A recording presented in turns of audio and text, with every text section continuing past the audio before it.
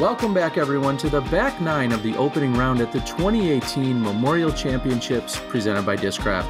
I'm your host, Terry Miller, the Disc Golf Guy, and joining me is four-time world champion Valerie Jenkins. Val, a lot less water to contend with here on the back nine at the Fountain Hills course, but we're looking forward to a really exciting opening event round here. Yep, I'm hoping these ladies are now warmed up after those first 9 holes. You can see the wind is still in play with that Discraft flag blowing, but hopefully these ladies can dial in these shots. There's a lot of great opportunities for birdie back in this final 9. And this shot is really just raw power if you're trying to get all the way to the basket here on hole number 10. 381 feet, but it's a very well protected green, so it's really more about placement than it is even power. Yeah, exactly. You can't really tell from this angle, but it does slightly go uphill, and so you have to get your disc to carry over the hill. Right there you'll see Colleen was at the top of the hill. You know, you want it, if you have the distance, you want to get up and over that hill, and then the disc will kind of fade down to the basket, hopefully. Colleen's looking at saving her par from just inside the circle, and she's short. You got to wonder if that tree branch there possibly hindered her sight. Wow, that was a beautiful putt by Paige. She had a nice wide open view of the basket. That's exactly what you want. So that's landing the disc on the right side of the fairway, and you don't have to even contend with that tree. So that was a great play. Little fist bump from one of her card mates and Catrina Allen. Great scoring spread here on 10. We've got a birdie by Paige Pierce, the par by Catrina, and the bogey by Colleen Thompson. And scores are still pretty tight, just 2 strokes separating all 3 of these women. And you even said there are 3 world champions here. Yep, we got the 4-time world champion right there, Paige Pierce, seeing if her distance can carry that disc up near the basket. We've got 2014 world champion Catrina Allen, again another huge distance thrower, and maybe the wind catches this disc, carries it a little too right. And last but not least, 2013 amateur world champion Colleen Thompson. She's up and coming, so it's really great to see her on the lead card right now, featured card, and I think she's playing really well up against these ladies. She is. I know she's excited. She's a Midwestern transplant. Used to live in my neck of the woods in the Wisconsin-Illinois area. Moved out to Arizona. Said she loved the weather and the temperatures in the Gulf year-round. And she's not looking at coming back anytime soon. And Paige almost gets the huge jumper to fall here on 11. Maybe her blood's a little warm-blooded, because she's still bundled up like she's been living in Phoenix for a long time. That was a great putt by her. She had to straddle out to the side. Those palm trees really come into play. Even though you're close near that basket, you have to really alter your shot. Hopefully you got a good view of the basket. Ooh, and you can see right there, Catrina obviously didn't have a great view of the basket. A palm tree got in the way. And even on those short putts, you can't take them for granted. Very few trees out there, but if they're strategically placed, they can provide plenty of obstacles. And there's a single tree here that everyone thinks about when they're teeing off on this hole. Do you like the inside or outside route? I like to go the outside route. I like to do exactly what Paige did. I like to land it close to the basket, of course, but I think the outside route, using an overstable mid-range or fairway driver, is a really great play. It allows the disc to do all the work. If you throw it the right distance, the disc will just fade toward the basket as it naturally does. And you'll see Catrina using that exact route right there and skipping toward the basket to give her a nice putt low on that flat level in line with the basket. Colleen gives it a long jumper. And this is one that you really want to get. As you said, the disc can do the work, kind of just draw itself right toward the pin, and Catrina makes a solid putt here for the birdie, but at 290 downhill with a couple of different options, you really want to make sure that you capitalize on this relatively easy birdie opportunity. I would agree. Yeah, this is one, when it's under 300 feet, I feel like it's a gimme. You have to birdie it, and you'll see that Paige and Catrina You got to get these shots. You got to make these putts. And this is the kind of hole that you want to have in your backbone that you can rely on, because birdies, when they're there, you better get them. Beautiful view out at Fountain Hills in Arizona, and we're glad you guys are joining us. We're covering the first round of the 2018 Memorial Championships, and we're going to move behind the pin to give this a little bit better angle so that you can see as it comes in. Describe the shot when you're out on the tee for this one, Val.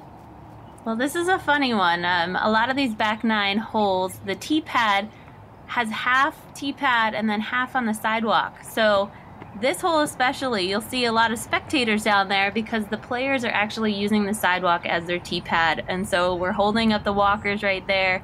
They're taking in the disc golf view right now, and it's a low shot. You'll see Colleen did a great job throwing it at a nice hyzer angle, allowing the disc to skip toward the basket. That's the perfect play. And Paige has a look at birdie. This is an elevated basket, and she clearly accounted for it, but maybe not quite the follow-through she needed? No, the elevated baskets are tricky. You know, no matter what, if you're even close, you have to make sure you're extending your arm and reaching. You got to make sure that you're releasing at a higher point and allowing that disc, giving it a chance to hit those chains just like that. Colleen did a perfect example of that. You can see Paige over there in the corner trying to imitate that. She knows exactly what she's got to do next time. It's like a few days later, you're in her head telling her exactly what she should be working on there. You'll see that a lot out of Paige. I mean, as soon as she does a mistake, or as soon as she, you know, does something wrong, she's immediately trying to fix it for the next hole. And I think that's what's really important about these players. You know, trying to work to do better on the next hole is all you can do. So 13 holes in, and just 3 strokes separates these 3 women, so not very much, but it looks like the wind was keeping that out, and not quite enough fight back there for Catrina. At 375, this is still a legitimate pull, but it's really more about playing the skip or the angle, because you can find OB on this if you get a little too wild here or reckless. Exactly. I think Colleen played a tricky play right there, throwing the straight shot, making it turn over and come back. I like the wide play that Catrina and Paige just did. You don't want to be anywhere near that OB, and if you play it right, you're going to have a better chance to stay in bounds. You just want to get an easy par on this one. You don't even want to be flirting with that sidewalk or that pond again. Is it a pond, Terry? Yeah, it's a pond. Sure, we'll give it that. It's not one that you want to swim in or go in, but going in is Paige, and wow, she was making that one a little bit tougher on herself for the 3. I thought I missed that one. Says she thought she missed it. Yeah. Yeah. I thought it was a little right. Well, Thought it was a little right, but it went right in the basket. She's still trying to dial in that putt, and that was a big putt. You know, a confidence builder. That's what you need to have. Oh shit, really? she can thank our friends over at DGA and the Mock-X. Hole 15 is quite a throw. In fact, it's the second longest hole on the back 9, and unlike the longest hole, it's not downhill. In fact, it even plays a little uphill. Ooh, and you can see some water out on the course right there. That's not something you see often out at Fountain Hills or anywhere in Phoenix area. But I guess they got a little rain, and this is just casual water. So even if these ladies land in it, they can play from where it lies or take a relief if they really need to. Paige Pierce getting a full James Conrad-like run up there, using the tee pad and then some. And she's got the power, but it looks like that one just had a little too much nose-up release for her to get all the way to the pin. If anyone can get there, we know that she can. Absolutely. I remember many years of me on the cart in front of her. I would be teeing off. The next tee is not too far away. And I could imagine Paige's drive coming and nearly hitting us. I mean, she can throw past the basket. She can park this hole easily, 426 feet. That is a crush. And she made that par look easy. Par? Yeah, that was a par. She was outstretched to the left. There's some horns going off in the background. I think a little bit of car alarm action. But in the last 2 holes, we've seen 6 pars among the women. In fact, they're 8 down out of the last 9 opportunities. I'm sorry, 2 down out of the last 9 opportunities. And this is a nice hole to get to. Paige and Catrina definitely have the distance. Let's see if Colleen can get her disc up there. It's only 327 feet, but for me it always plays longer. I don't know, maybe it's those Mando trees looking me in the face, or maybe it's the wind blowing in the back. I don't know, it's tough to get it far enough close to the basket. It seems like one of the easier holes out here, but it's not the easiest birdie. Paige, you may have nailed it earlier, saying not fully committed to getting her hand up and coming out cleanly. Cat, on the other hand, that looked to be a pretty solid putt, maybe a little short and left. Her putting has not been her strong suit here today. And Val, you know more than anyone, both Cat and Paige usually, world champion caliber putters, of course, hence their titles, but they're usually 2 of the best putters in the game, and we're not seeing that quite during this opening round. Yeah, it can be tough when you're first starting out, your first round of a big tournament, morning round. You never know what the circumstances are, but as this week goes on, I'm sure they'll get their putting stroke, they'll gain their confidence as the more and more they play, and I'm sure we'll see great golf the rest of the week. Go to a local level, then you qualify for your regional level, then you qualify for a national level. The prizes get bigger, and the pressure gets tougher. Let's do this, guys. Cat and Paige both tied at the moment, and hole 17, what a beautiful view. That's the fountain going off down behind them. This hole's 468, but plays considerably shorter because of the downhill slope. Yeah, this is one of the most picture-perfect holes. I always love taking a nice photo on this one, no matter who's teeing. I think it's just a great backdrop. And for people that can throw far like Paige Pierce, you're going to want to try and crush it as hard as you can. And not most of the ladies are going to be able to get as close as Paige can to the basket. And that was a pretty impressive drive.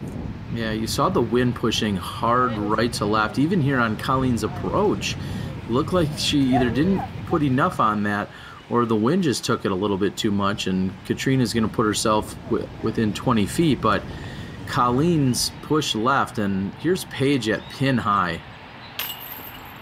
Yeah, the wind is definitely a factor right now. You can tell, with those up shots not going close enough to the basket, Paige missing high. Wow, but Colleen made up for it right there. She understood what the wind was doing, and she made a beautiful putt. That was a great par save. Fully committed, and looks like Cat's maybe a little more than 20 feet, closer to 25, and that's a par. So Paige driving it all the way to the pin, still walking away with the par. Colleen with a less than ideal approach gets the par, and then Cat making a medium length putt. So 3 different ways to arrive at 3 different pars.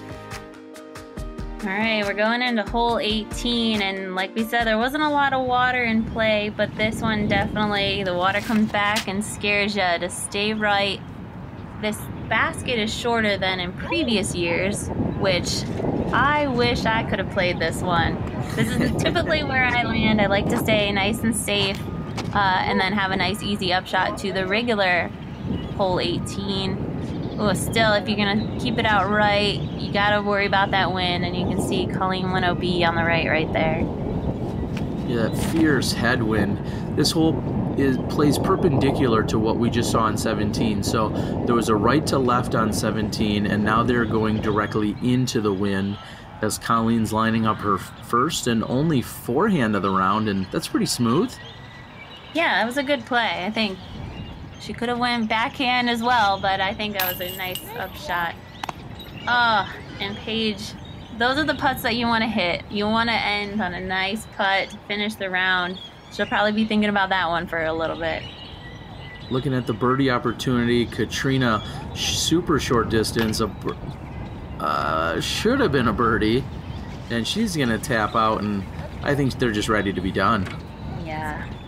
You can't take any putts for granted, and even if it's a short one, just make sure you extend to the basket. Every stroke matters. That's what I always say, and it's really important. You don't want to do silly things like that and cost yourself a stroke, which might end up, you know, that could be a title down the road. You never know. Paige, without a hat. Well, I would like to thank everyone for tuning in and enjoying the coverage. Val, I'd like to thank you first and foremost. It's an honor and a pleasure to know this was your first ever set of post-production commentary. We missed you at the event, but we're so glad that you could partake, and hopefully you'll join us for more in the future. I would love to. I love seeing all this women's coverage, so I want to thank you guys, thank the Disc Golf Pro Tour for featuring the ladies. All right, we'll catch you next time. Thank you.